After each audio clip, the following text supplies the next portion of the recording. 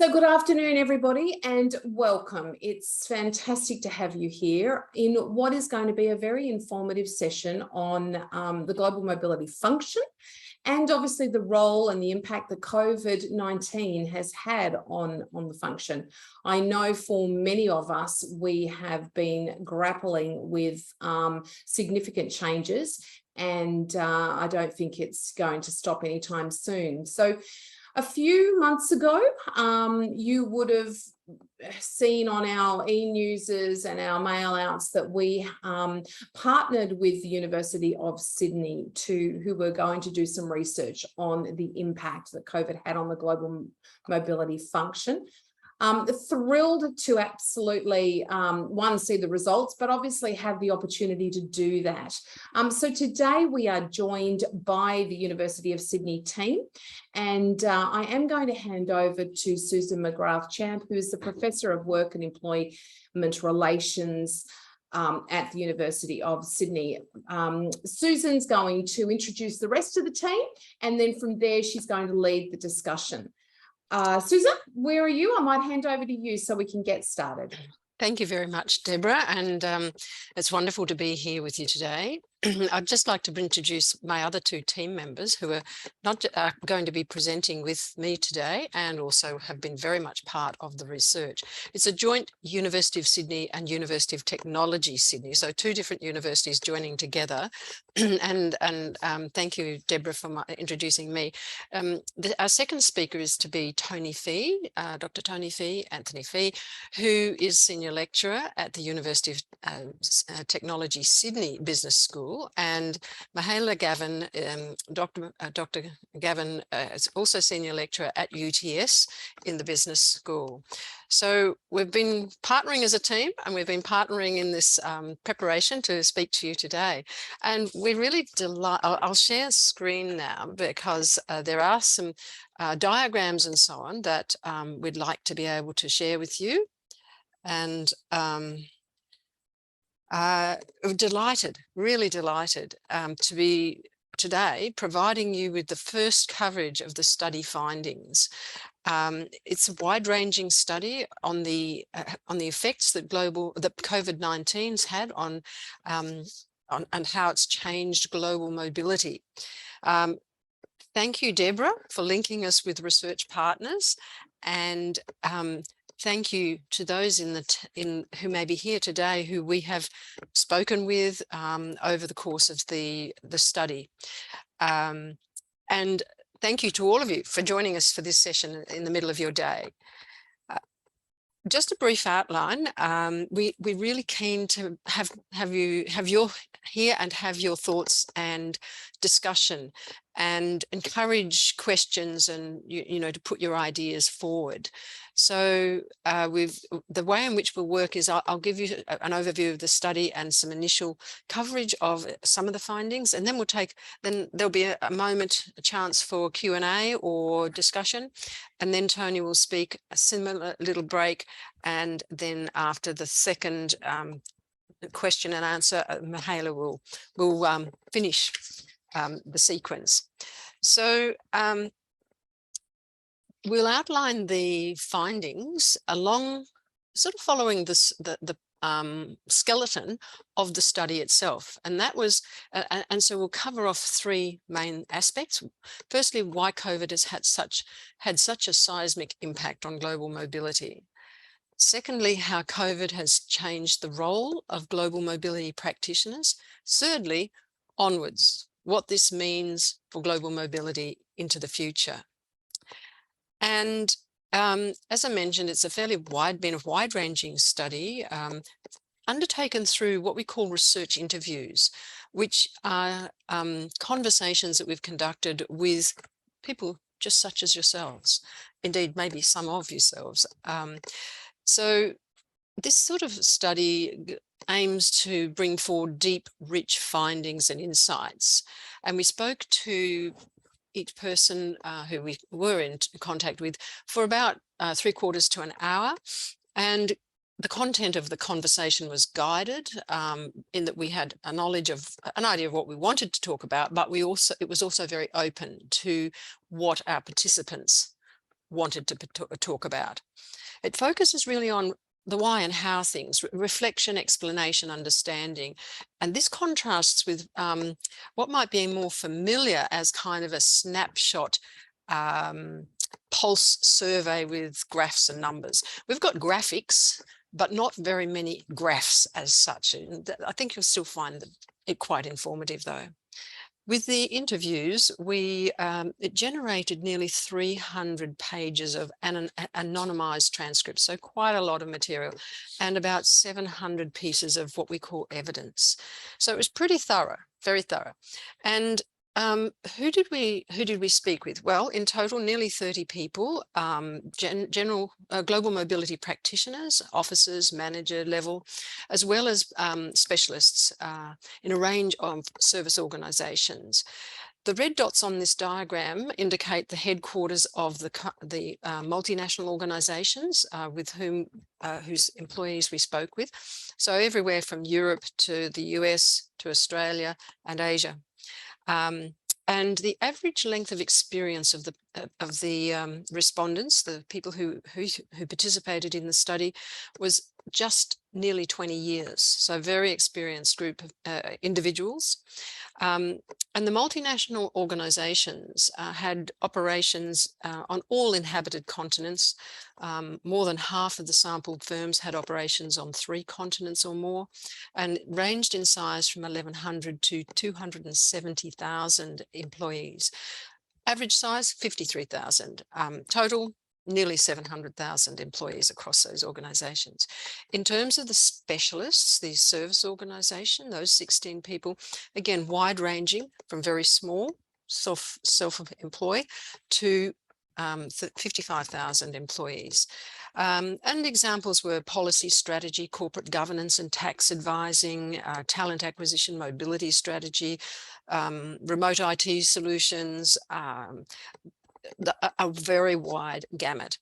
So in capturing your experiences of the moment of COVID, we hope that we can bring some reflection that helps you to make further sense of that, and also begin to, and that will be an aid to moving forwards. And that's where and why we're very eager to have your input. So firstly, understanding the seismic impact of COVID. Now, seismic here, I'm referring to large, not geological. Indeed, COVID has made more impact really than any single natural disaster might ever have done. On this slide, I'll give you a moment to just read through a few of those comments. We heard these comments in abundance. And I suspect that at least some will probably be very familiar to you. It might be, yes, that's what it was like back then. Oh, yeah, we've changed things up. We've moved on. But it is actually an important thing to remember what that period of COVID was like, because it's quite informative. It was a phase of what do we do? Really, no one had been in this place before. One of those options was to repatriate employees, others to hold people in situ in their place, or alternatively, third location, work from home. A lot of changes occurring at this stage to government regulations as the need for flexibility to be able to move people very fast stepped forward. And then when a lot of people had been repatriated, and among the sample that we spoke with, it was about 30% of international assignees were repatriated home. In other studies, there is a figure that's sometimes reported as being up to around 50% repatriation. But after that, it was, well, what do we do now? How do we deploy people to be productive when they're not in the location that they were in a week earlier or 2 days earlier? There was also evidence of some lack of customization in safety and security protocols. Mental health issues stepped forward for expatriates, for repatriates, and indeed for global mobility professionals and personnel themselves. Stress was the big word that stepped forward. And a lot of tension in what to do, how to do it, the time to do it. We did notice, or it appeared that in this very significant phase of intensity, there was a degree of lacking absence in some instances of robust policies relating to also emerging areas of work. So suddenly we had to implement remote working. And even if there'd been a little bit of, remote or distance or virtual team before, those things hadn't really been developed, particularly much compared to what happened during the crisis phase, as I'll refer to it. So there was also a lot of assignments delayed, organisations, 86% delayed assignments, but the number of cases handled by global mobility, of course, as you know, didn't decline. It increased. There was no batching. It was all case by case. The tensions were great. And so why and what does this mean in a broader scheme of things? Why was it difficult for the international assignees returning for global mobility? In part, there was a shift in priorities, and Tony will say more about this, but duty of care really stepped forward as the key priority. And what I'd like to just point to here in this slide is at the top, that blue, nearly continuous blue line. Ordinarily, crises generally follow about 3 phases. Pre-crisis, when there's planning for what would happen if there is a crisis. Scenarios of if A and B happen, then we would do C. If it's X or Y, then we would do Z. Preparation for then a crisis phase where a lot of that pre-thinking is implemented, actioned, put into place so that there can be quick action of a particular kind that's suited to the particular circumstances. And then a post-crisis phase, which is a phase of learning, improving, reflecting, and aiming to learn and do things better for next time. Now, this is not just textbook, but COVID didn't follow this. Because COVID is non-standard in numerous ways. Firstly, it's a global pandemic, and that's very rare, and it's very different to more common crises such as natural disasters, political crises, and so on. This meant that the preparation for it was not always evident to the extent that could have been useful. And it also, crisis being what it is, it didn't follow standard. There were indeed 2 main phases of the crisis itself: the immediate response, sub-phase, where the primary goal was to secure the safety of employees, triage. It was prominent, governments exercising some leniency in conditions of visas and tax and regulations. And this allowed organisations to really prioritise the care towards their employees. Through hastening up the relocations. But not too long after that, and it was not all that long really, slightly later, compliance rules changed again. And governments decided, no, we're only going to be flexible for a little while, and shifted away from the temporary regulatory flexibility. So those 2 phases involved a different response. And the next phase of supposedly post-crisis, well, it doesn't follow a normal post-crisis phase. It's also non-standard. There's been no real distinct beginning, and there is no end. We kind of think of COVID as gone, but we're living with successive waves of the pandemic, which means it's a continuing phenomenon.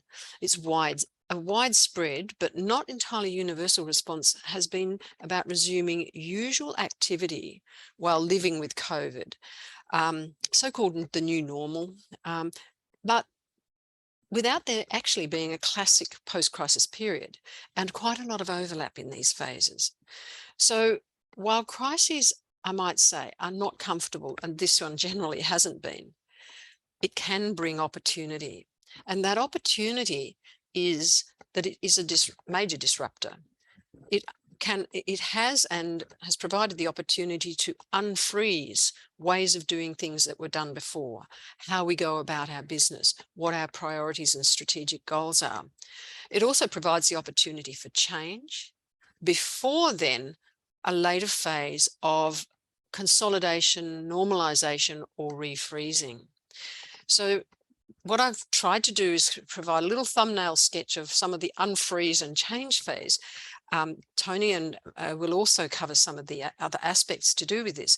But I suggest that then a challenge for global mobility practitioners and professionals is to ensure that where possible, appropriate systems are developed, are in place and accepted before this refreezing phase sets in upon us. So just as a quick think point, there's a couple of questions there for you. If this resonates with you, or if you have any comments about what the extent to which stakeholders in your organization were aware of of crisis phases and where they were traveling through these last couple of years, or what's needed for your organization to become more crisis ready, you may make some questions or comments about that now. If anyone would like to speak. Please feel free to take your mic off, and maybe we start with the first session or the first question. To what extent do you think stakeholders in your organisation are aware of crisis phases?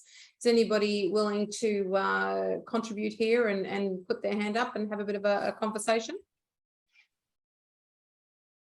I think that they are aware, but not just how deeply it resonates within the GM world. So they don't understand all of the impacts that it has on everything that we manage day to day in the GM space. I tend to agree with you on that, Jenny, without a doubt. Anybody else have any insights on how the crisis phases have filtered through? I think one of the problems is that you can be very prepared on paper, but that's very different to, something actually happening. So I think preparation is all theoretical, isn't it, until you're actually in the crisis phase, and then there's, idiosyncrasies that relate to what the crisis actually is that mean it's very difficult to be fully prepared. So I think this is definitely given. Certainly the clients we see at Crown are more prepared, I would think, now for this kind of thing happening, but it's always an individual situation, and that's part of the problem. It's one of the interesting cases many years ago when we had SARS. I was involved in leading the development of a pandemic response plan for SARS, and it was quite an incredible activity because, again, people, I don't think within the organisation I was working for at the time had really any comprehension of the number of stakeholders that were going to be impacted by the pandemic plan. But, again, it was a really great opportunity for us to look at, what happens if the international borders do close down and we can't actually get people in? Where do we send these people to? And then, of course, what happens if those country borders are closed? So lots of theoretical approaches that were taken, but also some really concrete decision-making trees as to, who was going to be the final, I suppose, decision maker when it came to emergency evacuations, or, who was going to be the final decision maker when we knew that we had to put individuals in different countries or separate them from their families. So lots of elements, I think. And I don't know whether anyone has sort of followed the whole crisis response yet, but I'd be curious to know whether anyone has actually started working on their plans. Again, has it landed in the global mobility function to work on a crisis response plan, or has it landed back in the risk teams to do? I'd be curious to know what people have found.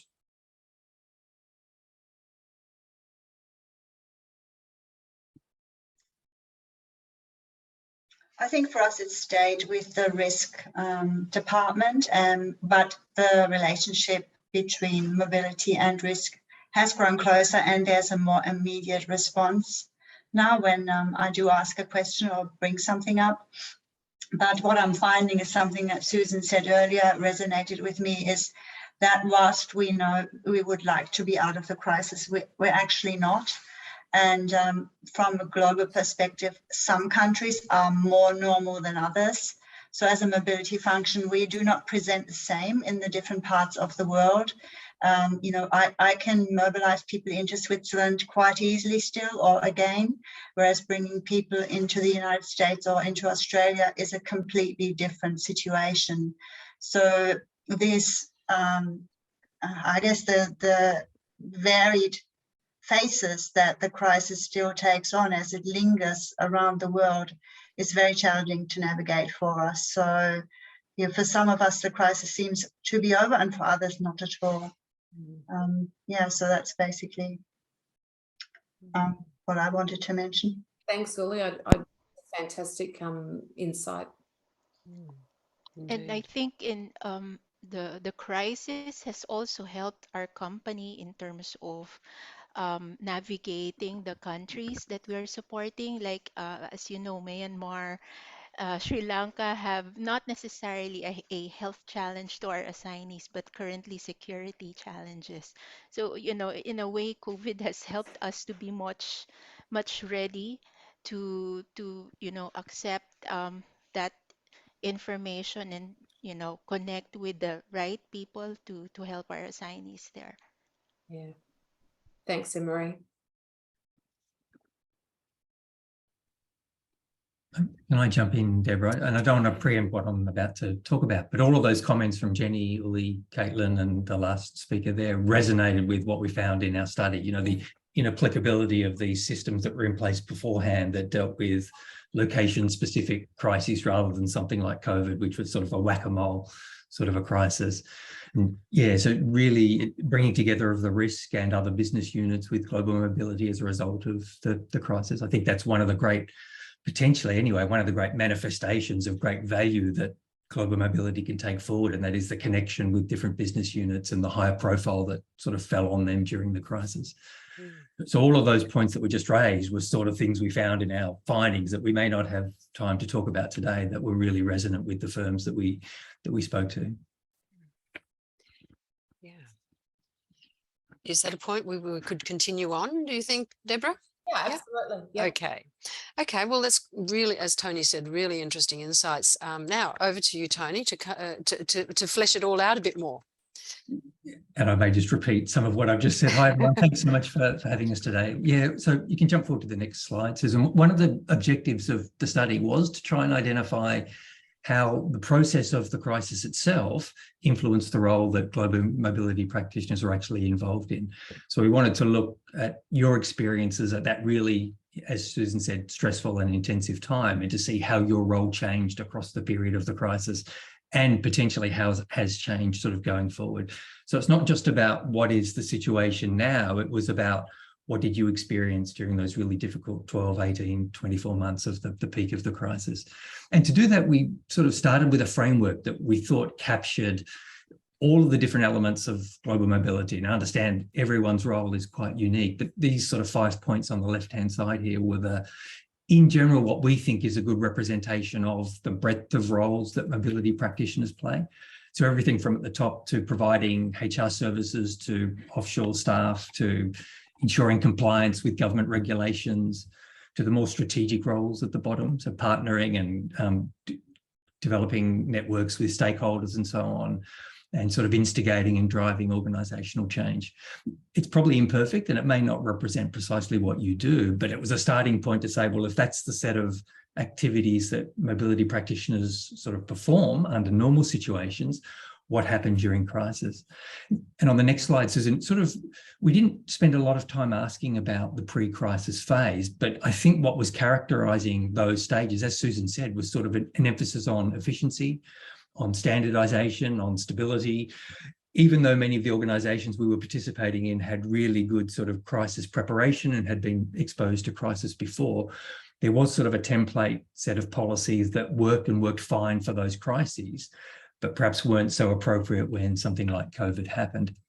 And so what happened when COVID struck it, and Susan, the next slide, sort of, I guess, to summarize what we found was different roles became more prominent and expanded at different stages. Some fell off into the background. Tensions were raised between certain roles that you were asked to perform that perhaps weren't existing in the pre-crisis phase. And even on the bottom right-hand side there, perhaps an additional new role emerging sort of in the final stage of the crisis. But at that sort of phase one stage, this is what Susan described as the triage phase, the emergency phase. The compliance and the policy policing side of your role fell to the back, and it all became about duty of care and the welfare of the expats. And so the service provision, as the interviewees described it, was withdrawing staff, but making sure that their physical, obviously, but as well as that psychological well-being was catered for. So those roles merged, but they actually expanded. And because it was an unexpected movement, in other words, you were relocating them to places to make them safe or bringing them home, there weren't those systems in place, and therefore it was very much about customization to suit the particular situation, and the government regulations were changing and the virus was moving around different parts of the world. So really complex, very intensive, labor intensive, because of the sort of hands-on one-to-one nature of the personalization of that response.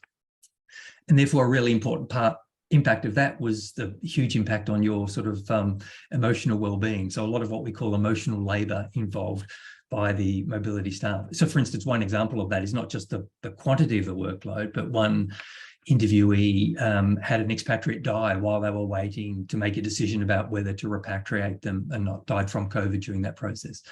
So the workload, the stress, and people mention things like exhaustion and red lights flashing and all hands on deck to sort of describe the response at that point in time. The other thing, that strategic partner part, that sort of emphasises what Susan and I mentioned before, and that is the emphasis that fell onto your role. Because it was a global problem and decision makers suddenly realised that actually we have people on hand that can help us with this. And therefore you got much greater attention from senior executives, more regular meetings, you were reporting to them, and therefore the profile of the role grew. It's ironic a little bit that happened during your most stressful and chaotic moments. You'd had all these preparations, all of that got thrown out the window, and suddenly everyone was paying attention to the practitioners. The other part that sort of took place or took root at that time that I think is really valuable is the networking that the respondents engaged in with other practitioners through bodies like yours, Deborah. And it just can't overstate how valuable that was to them. The term that we use in academia is like the extended mind. You know, so that my policies are not working, there's a lack of information, everything's changing quickly, to be able to reach out and hear what other organisations are doing and experience sort of their stresses and so on was actually really valuable for your own mental well-being, or for the mental being of the respondents, but also in terms of generating ideas for what you might do in terms of the response to that. And those sort of, and I guess if you want to frame it sort of theoretically, those informal networks, to some extent, the communities of practice that you developed, to some extent offset the ineffectiveness of the formal structures that were existing beforehand that suited a different sort of crisis that was not applicable to COVID. That sort of middle, liminal intermediate phase there is sort of, and I guess if you think about the emergency response, the triage, where duty of care takes priority, in this phase, as it impacted your role, this was the phase where remote work started to bed down and people started to become comfortable with it. And if you like, there was proof of concept of its effectiveness. And so you got demands from people who weren't expatriates, perhaps, to engage in remote work. And because you had expertise in this area, a lot of the work fell to the global mobility practitioners to sort of take on that role. And it sort of shifted perhaps from emergency response to take care of the well-being of staff to, there's a talent element to this, that we want to keep people connected and engaged and look after our valued expatriate and other staff, and therefore to be as flexible as possible. And because it was all new and because there weren't so many policies in place, it was flexible, and people were wanting perhaps to expand the existence of remote and virtual assignments, as well as sort of domestic moving interstate and international moving overseas, in the same way that it happened during the crisis, but at this later stage. And of course, the other variable that changed at phase 2 was, whereas governments had been really sort of compliant and accommodating with their regulation in the emergency phases, that was less the case at phase 2. And as you would know, much better than us. The compliance requirements for remote work is actually much more challenging than sort of standard expatriate assignments. So all of those things meant that you had a whole lot of work loaded on top of you for very different reasons. And there was this tension between wanting to be flexible and accommodating and to care for our staff and make it easy for them and sort of suit their needs on the one hand, sort of that talent perspective, with your role as sort of compliance-focused policy police. And they sort of came into direct tension at that point. And so that tension was part of the sort of stresses that you experienced during that, that middle phase of the response. And one person that we spoke to spoke about sort of feeling that the role of the global mobility people at that time was pumping the brakes a little bit. Everyone was wanting to embrace this new world of work, and you're saying, hang on, you don't understand, it's actually really complex here, and ensuring that the compliance or the lack of compliance, the risks associated with not complying weren't problematic for the organisation. Yeah, the strategic sort of partnership role and the elevated profile and reputation, and perhaps some of the legitimacy from phase one flowed through to phase two as well there, the bottom of the middle column. And I guess the other part of that that's pertinent that Uli, I think, spoke about before, and that was bringing you close together with other business units because of sort of the variety of different assignees, remote and in country, that you were dealing with at that time. So some of the new connections with other business units that we heard about were things like the talent section of HR, tax, business travel, finance, accounting, IT, because cybersecurity becomes prominent with remote work and so on.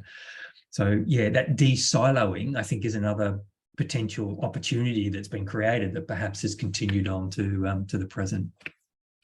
And just very quickly on the right-hand side there, with the living with COVID, a lot of the challenges have flowed through. The sort of policy police phase is about bedding down policies to deal with this new reality now of the mix of different, like the broader portfolio, I guess, of assignments that you have to deal with, and sharing ideas about that through the networks that that you have with other mobility practitioners. In terms of the change agent, it's not necessarily about driving change, or certainly the organisations we spoke to, it wasn't about mobility practitioners driving change towards more virtual and remote assignments, but making sure that there are other structures in place so that we can do that. And I guess the term that we coined to try and define what role mobility practitioners played there, it was about controlled flexibility. Wanting to be flexible, but within the sort of confines of what's required, you know, and a nice metaphor there, maybe sort of swim between the flags. We need to create these flags sufficient distance so that you're not sort of non-compliant, but within that having flexibility so that as best we can sort of suit the needs of the employees.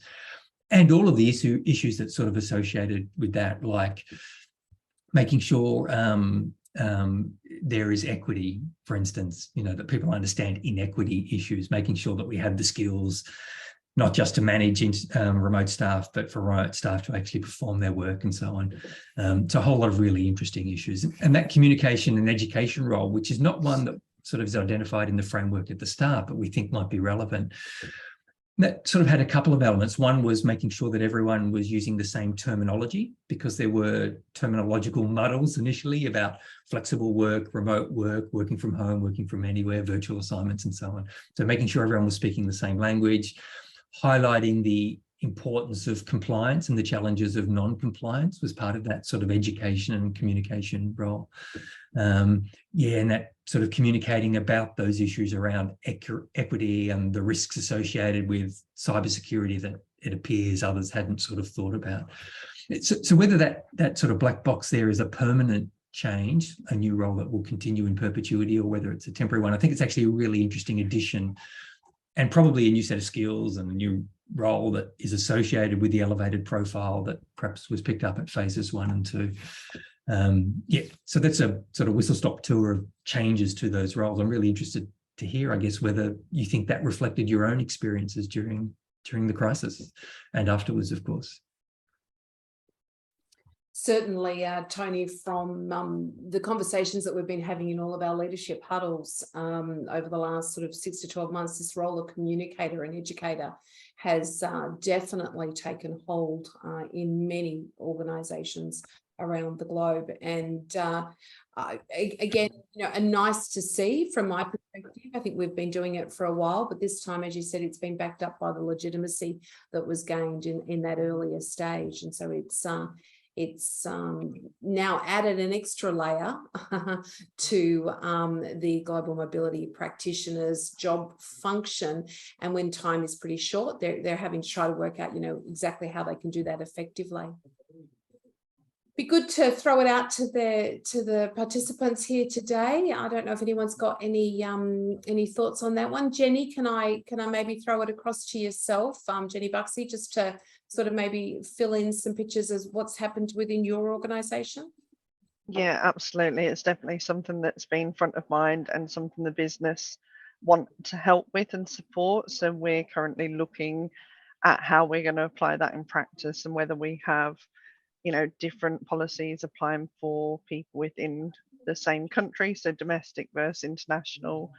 Short term, just tag it onto your annual leave holiday and have an extra 30 days without us worrying about it.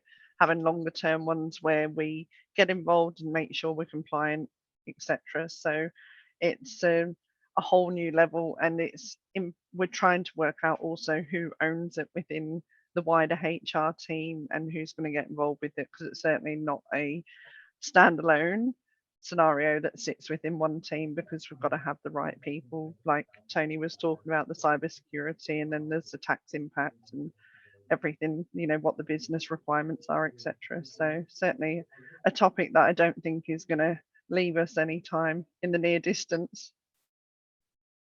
Thanks. Thanks, Jen. Anybody else able to share some insights into these patterns that were showing up, and whether or not they reflect your own experiences? Uli again. The international remote work and interstate remote work within the US we're still playing that role of educator, whilst also educating ourselves at the same time. So I think we've probably opened a can of worms in some of these spaces, and sometimes I feel I wished I never had raised this as an issue and a compliance matter for the organisation, because part of me thinks, if I cannot find these people and where they are and what they're doing, how could anybody outside of the organisation do it? So what we're now doing is trying to go really very carefully, understanding the compliance framework even better, seeking independent legal advice, as well as some of the research we've done through open forums with our providers, and making sure that all the stakeholders that do have to contribute to the solution slowly but surely come to the table, some of them kicking and screaming, some of them wanting to run the other way, and some of them, thinking, oh, I found a way of running the business more cost effectively, but now I've created like a corporate tax liability over there that really will diminish or wipe out any cost savings that I had in mind. So it's early days, as I think the presentation, as Tony has particularly pointed out, it's still early days, but that education piece goes both ways. We are learning from our tax colleagues as much as we are lifting the lid on topics that they might not have liked to have heard about. So that's what I can say. Thanks, Ulrika. That's great. Good feedback. That's such an interesting point there. Some of our respondents spoke about the fact that during, I guess, particularly phase 2, but also phase 1 to some extent, that the practitioners, the global mobility team, were taking on greater responsibilities and having to grow into the roles, the new work that was being thrown upon them. And I do wonder whether some of that came from the success and the elevated profile that they got because they did that first phase so well, I guess, taking on that extra load. But some people, at least one interviewee, was sort of complaining, I expect my staff to be asking for pay rises in the future because there's all these additional responsibilities that involve all these different skills that people have developed through having to deal with these problems. I think that's really interesting. And the other thing, just as Jenny as Uri was talking there too, is just about the incredibly creative responses at phase 1, phase 2, and phase 3 that came from sort of talking amongst the networks, you know. So one simple example of that was where an expatriate was locked down in country and unable to take sort of a regular trip home that was part of their package. And so the organisation bought them a dog and said, we'll pay for the dog and we'll pay to ship the dog back home with you later on. And I think it's a lovely sort of solution to the well-being and the service provider role to compensate them, to make them sort of feel connected and feel that the organisation is supporting them. I think it's a really nice example of that. I think I remember too that the family chose a dog over traveling because they actually couldn't travel anywhere, not just back home, but not even within their country or very much or to another country. And it was a really mutually amenable arrangement. Very creative. Should we go, Susan, to the final part of the presentation? Yes, absolutely. So Mihajla will take us through some further aspects of considering the future of global mobility. Thank you, Susan, and thank you so much, Deborah, for the opportunity to speak in this forum today. So really, I'm going to be taking us through this shifting conversation from global mobility or international mobility, and what does it mean just in terms of this concept and practice of mobility, and drawing upon some of the conversations that have already been had within this forum. So I think one of the key things that the pandemic has really brought to attention and brought to the fore is challenging some of our existing assumptions of what do we actually mean by this concept and this practice of mobility. So we traditionally and commonly understand global mobility to mean, you know, individual employees and possibly their families as well, relocating from one particular country to another under their employer, usually for a fixed period of time. But because of the pandemic, what we were seeing in the research and the study that we were doing is this sort of convergence of practices between traditional global mobility and domestic mobility as well. And we understand that organizations have also needed to kind of question this traditional interpretation of what we mean by mobility, particularly as practices of remote work and virtual mobility have pretty much exploded over the last 2 years. And businesses have had to think quite critically about where their employees work and how they work and what that all sort of means. So this diagram looks a bit complex, but probably actually isn't, but is a way to sort of say, you know, at the top, how we traditionally understand domestic mobility, and at the bottom, international. And as we've moved through these different phases, as Susan talked about early on, how we're in this process of just converging to this idea of what we mean overall as mobility. So if we start, first of all, in the phase 1 on the left-hand side there, and that sort of immediate crisis response phase, really at the beginning, what we saw and what we were hearing in our interviews were organizations either introducing or expanding their remote work policies as an urgent measure in response to the different lockdown mandates that were being imposed by governments globally. So where these policies didn't really exist, they were often introduced as a reactive emergency measure to make sure that employees could continue to do their work remotely and safely as well. We were speaking to one particular specialist saying it's, you know, the largest experiment of remote working, where, you know, almost suddenly every single organization had to jump to this other side and implement remote working practices in a matter of days. And this expansion of remote working, as we saw, was also supported, was also encouraged by the relaxation of regulation, from various government exemptions to different tax and visa requirements. So that also helped to support international remote working early within the pandemic. If we have a look into sort of the phase 2, so kind of the, you know, getting over the immediate, making sense of the crisis, there was a sense, so whilst there was sort of this sense that, you know, remote working policies was initially forced upon organizations as a way to make sure that, you know, productivity could continue and that people were actually kept safe within their jobs, it also triggered some more strategic thinking. It triggered some more flexibility in acknowledgement of we can actually do things differently within our organization because of this really unique point in time. So organizations started to see some benefits from remote working practices as well. And this, we were getting this sense from the findings and from listening to the interviews that this was also really driven by employees and what individual employees took away as being positive from the remote working experience. So there were perceived to be benefits for productivity, well-being, and overall lifestyle. And from a business perspective, remote working was also now seen as critical for talent attraction and retention.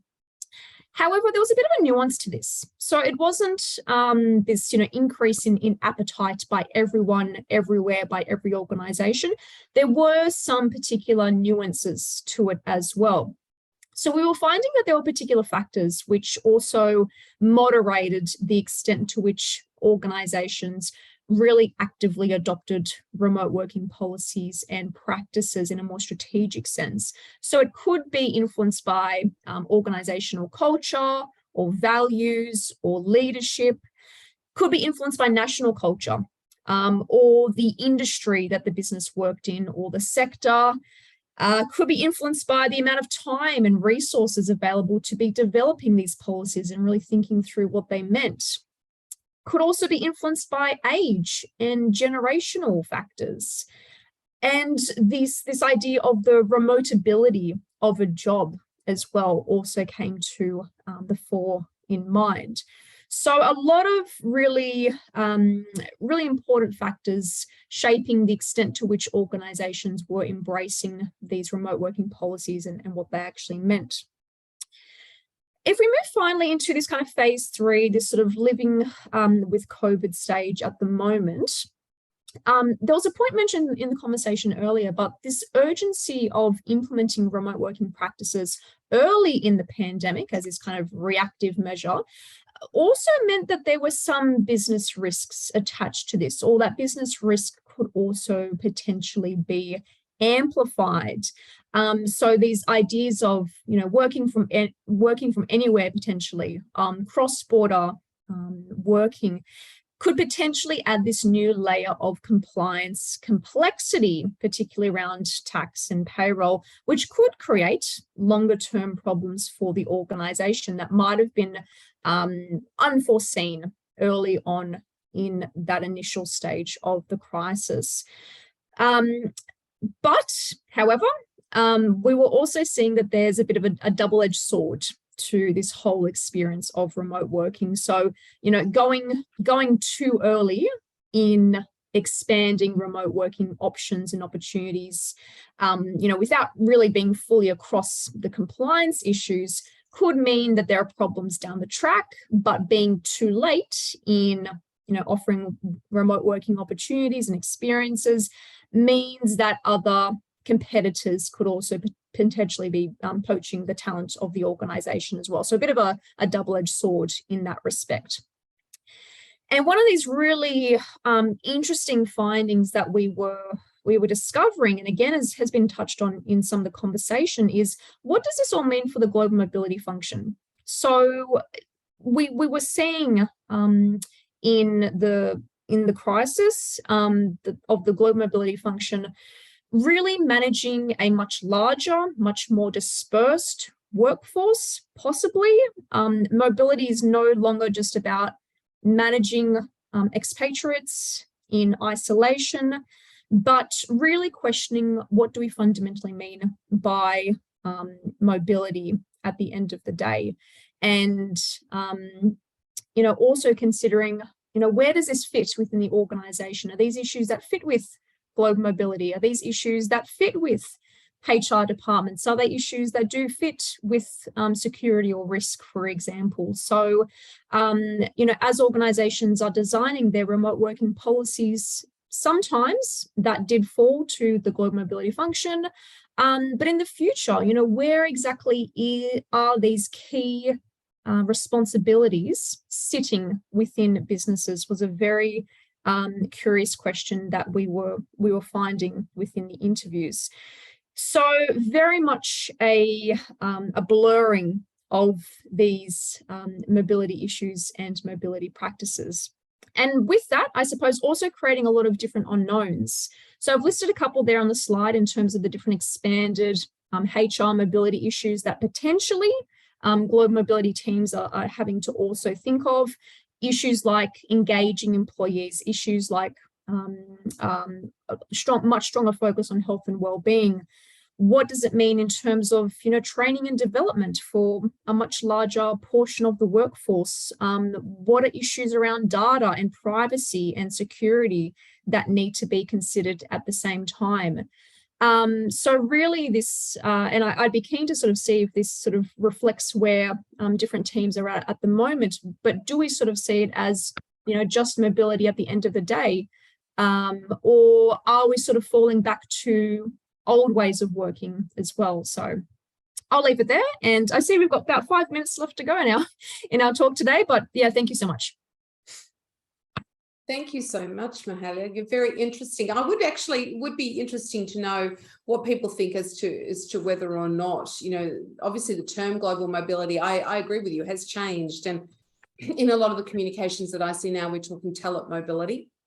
And I think that, for my personal opinion, I feel that's probably going to stay, given the shifts that we have seen and the greater movement between state borders as well, and the fact that I think here in Australia, the fact that we actually had state borders closed was something that nobody I don't think it had ever foreseen could ever happen, and so again some additional layers of complexity wrapped around our talent acquisition and retention strategies that organisations are experiencing. Does anybody have any comments? Maybe some of the guys over in Asia, Emery, you might be able to sort of shed some thoughts on what's happening over in your neck of the woods and the whole concept of global mobility versus mobility or telemobility.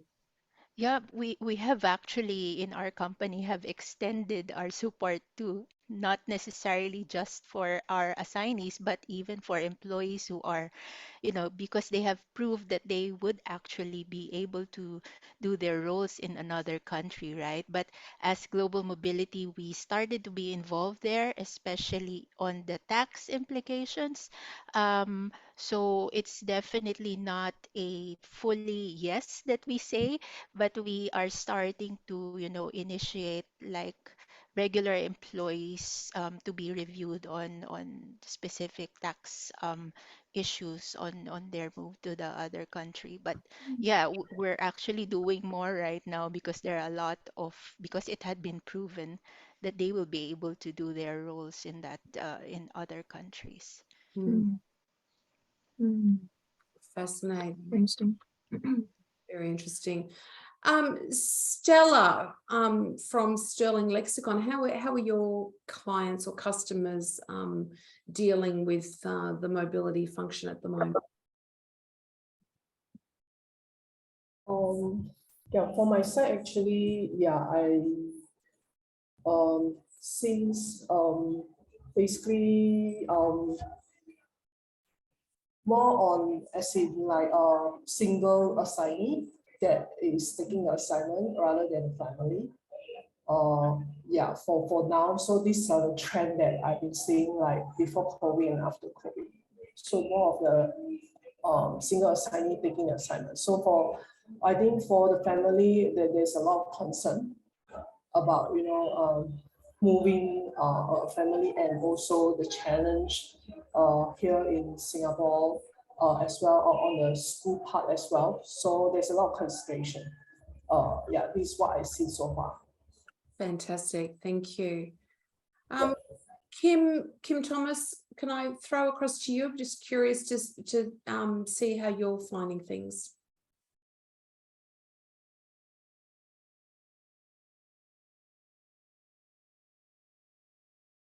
You'll need to take yourself off mute, love. Sorry. I think everything that you've summarised is right. I think it's the challenge of whose role and responsibility is everything to manage in the first place, defining who's looking after certain things, and obviously depending on the size of your organisation, you'll have different people responsible for different areas. So I think that was the first thing that created some clarification up front. But otherwise, I think once that's been resolved and understanding, although I say that, I think it's still sort of ongoing. As I don't know if anyone's jumped into the realm of having their remote workers audited just internally, and those sorts of things starts to create that sort of risk awareness and understanding of roles and responsibilities, and perhaps a consideration that the framework you thought appropriate at the outset might need to be modified slightly. So that's the sort of step 2 where we're transitioning to now. Does everybody have the correct function within this, and is the risk correctly managed as well, and trying to engage with the employees to make them responsible for what they need to be responsible for as well. Yeah, thank you very much for that. Susan, Mihajla, Tony, thank you so much for taking time out to share the findings. I really do appreciate it. I'm very aware it's 2 o'clock, so we've hit our time limit, and I know people are going to need to head off. But on behalf of the Employee Mobility Institute, thank you very much for joining us.